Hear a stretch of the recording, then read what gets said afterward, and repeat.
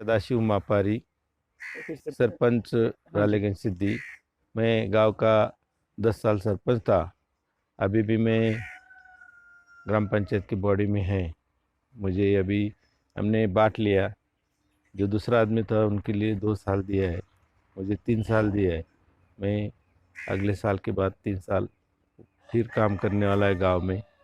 तो हमारे विचार सोच अन्ना जी ने बदल रखी है। हम एक दूसरे के सुख दुख बांटते हैं।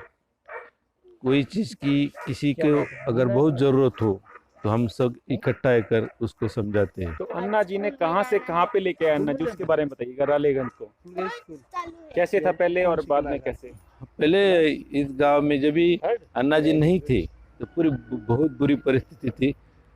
पड़ोस के गांव के सावकारों का कर्जा हुआ था, खाने के लिए अनाज नहीं था, स्कूल के लिए स्कूल नहीं था। अन्ना जी जब भी गांव में आए तो गांव में काम करने के लिए, तो पेट के लिए रोटी और रहने के लिए कपड़ा मकान ये चीज़ होना चाहिए पहले सोचा।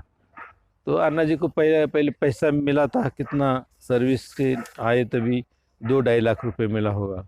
तो उसने सब थोड़ा थोड़ा करके सब गांव के लिए जिसको अड़चन है उसको सुधारने के लिए लगा दिया। सब गांव में दारू का नशे में तो डूब गया था, लेकिन सब लोग दारू पैदा करने का बिजनेस मुझे दुकान चलाते थे। तो अन्ना जी ने बोला ये बुरा काम है, बुरा काम बंद करने दो। वो लोग बोले पेट कैसा भरेगा, तो उनके लिए बैंक से कर्जा उठाकर 2 गाय दी, किसको बकरी दी, और वो संभाल के अपना गुजारा करो। बच्चे के लिए स्कूल निकाला। वो स्कूल पहला स्कूल नहीं था, पहला जेडपी का स्कूल था। बाद में हाई स्कूल का बच्ची लोग है ना पढ़ती नहीं थी, बाहर गाँव के लिए भेजते नहीं थे।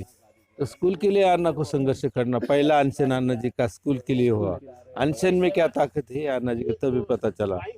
और दूसरी बात ये है कि जब गांव में अनाज नहीं तो क्या कारण है, वो जो बारिश होता था वो पानी सब निकल के जाता था। सब पानी को रुकवाने के लिए अन्ना जी ने पहला काम किया और सब गांव इकट्ठा होकर श्रमदान किया। शासन का एक भी रुपया नहीं लिया। और जब भी पानी जगह जगह रुकवाया, हमारा पानी हमारे गांव में, तो बावड़ी बनाया। तो एक बावड़ी, एक किसान बावड़ी नहीं बना सकता, 5-5 किसान इकट्ठा किया, बावड़ी बनाया। सब बारिश के टाइम बाद में भी अभी पूरे गांव में पहले 50 एकड़ जमीन खाली पानी में था, अभी 500 हजारों एकड़ जमीन हमारा पूरा बिकता है।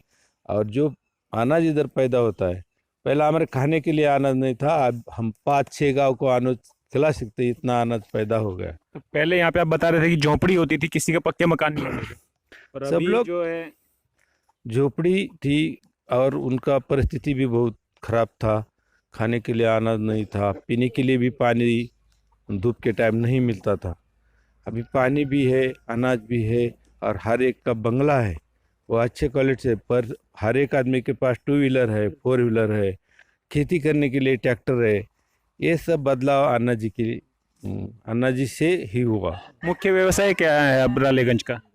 खेती और दूध। आपके पास कितने पशु हैं? मेरे पास 15-16 गाय है, और बकरी है 10-15।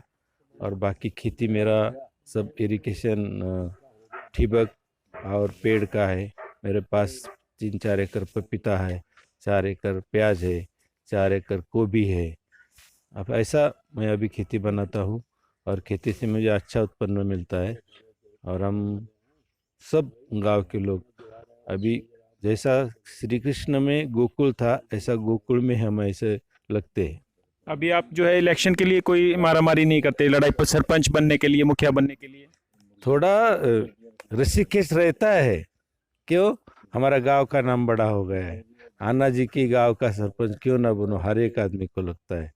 तो जिसके पास उस काम करने के लिए थोड़ी पावर है, जो उसको पूरे गांव को संभाल सकता है सारा। हमारे यहाँ कभी कभी हमारे अन्ना जी का आंदोलन होता है, अनशन होता है, तभी भी हमें सब काम संभालने पड़ते हैं। अभी गांव का सारा स्टेमिना रखना पड़ता है, उसमें है स्वच्छता, ये और रास्ते, पीने का पानी। अभी हमारे पास अभी कोई अनशन होता है तो आपको ये जो काम है, आपने इतना बड़ा काम किया हुआ है, यहाँ पे पशु भी हैं, खेती भी है, तो उस पर कोई असर पड़ता है? अनशन के वक्त पर आप शामिल होते हैं? नहीं, हर एक आदमी गांव के लिए टाइम देता है। जब भी अन्ना जी का या हमारा ठहराव होता है, आज गांव में श्रमदान करना है, तो गांव में 400 तो 500 लोग काम करने के लिए आते हैं। लेकिन अभी आज काम ही नहीं बचा का श्रमदान से वो करे। लेकिन गवर्नमेंट की कोई भी योजना आती है, उसमें 2 लाख रुपए आया तो हमारा वो काम 5 लाख का रहता है, क्योंकि हम उसमें श्रमदान करके मजदूरी नहीं बनती। तो सब लोग इकट्ठा होकर काम करते हैं। हमारा स्कूल है, वो स्कूल भी ऐसा बनाया है। राज्यपाल साहब आए थे, उसने 5 लाख दिए थे, लेकिन अभी आप जाके देखो वो बिल्डिंग 50 लाख की है।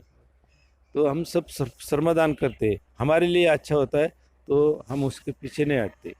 और गांव में कोई झगड़ा तंटा नहीं होता, अगर होता है तो भी गांव में उसका सुलझाव होता है। यहाँ थाना है रालेगंज में? नहीं नहीं, रालेगंज में थाना नहीं, हमारा तहसील पारनेर है, उसमें थाना है। लेकिन हमारा गांव पूरे जिले में नहीं, महाराष्ट्र में 1 नंबर है कि उसमें झगड़े नहीं होते। अगर होते हैं तो भाई भाई के होते, लेकिन वो जात पात में नहीं होते। पार्टी कमीशन में भी नहीं होते। वो पार्टी ये पार्टी का है, मैं वो ये पार्टी का है, ऐसा भी नहीं होता। लेकिन लोकशाही में जिस पक्ष में जिसको काम करना है वो खुला खुला कर भी सकता है, उसमें बंधन भी नहीं है। तो अभी हम आपको ये मुखिया जी की जो है, ये अभी हम आए थे सभी जो रालेगंज में आए हुए हरियाणा से लोग आए थे, वो आए थे यहाँ देखने के लिए। और ये कोठी देख के यहाँ पे जो है ये जो है इनकी कोठी देख के हम यहाँ पे रुके, जिसको कहा जाता है कि पहले यहाँ पे किसी की भी पक्की वो नहीं थी, पक्के मकान नहीं थे। लेकिन यहाँ पे जो हम आए तो लोगों ने कहा कि ये कोई दिल्ली का, ये बॉम्बे का आदमी है जिसने ये कोठी बनाई हुई है इतनी बढ़िया। और इसको देख के हम यहाँ आकर्षित होकर आए कि पता करते कैसे क्या। और इसकी कहानी मिली कि इसके पीछे अन्ना जी का योगदान है। अन्ना जी ने सारे गाँव को जोड़ के रखा, श्रमदान किया, लोगों ने मेहनत की और उससे जो है ये सब संभव हुआ।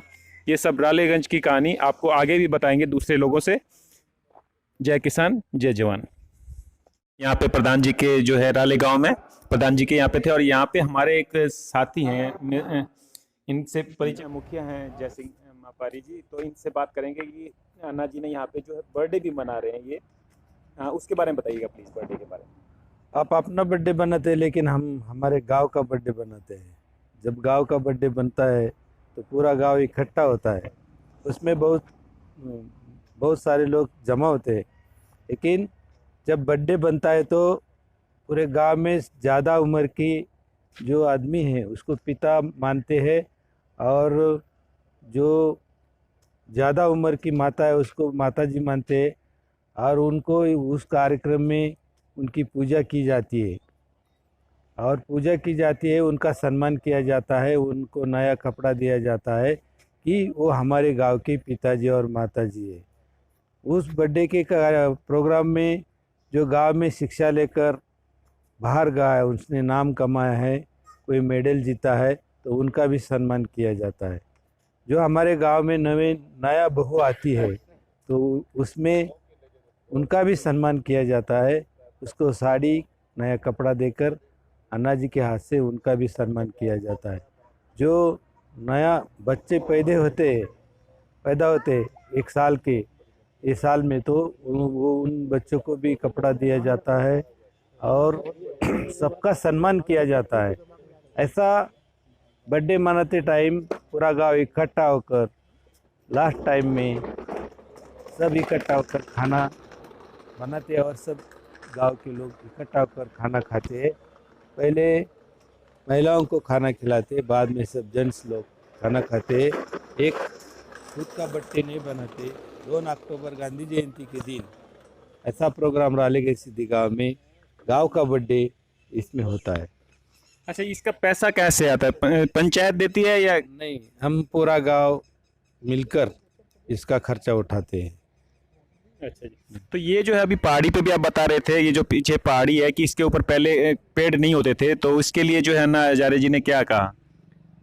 जो जानवर पहले चराने को छोड़ते थे, तो जो अपने आप से जो पेड़ पैदा होता है तो उसको जानवर खाता है, इसके लिए चराई बंदी हो गई। लेकिन जानवर चराने के लिए छोड़ने का नहीं।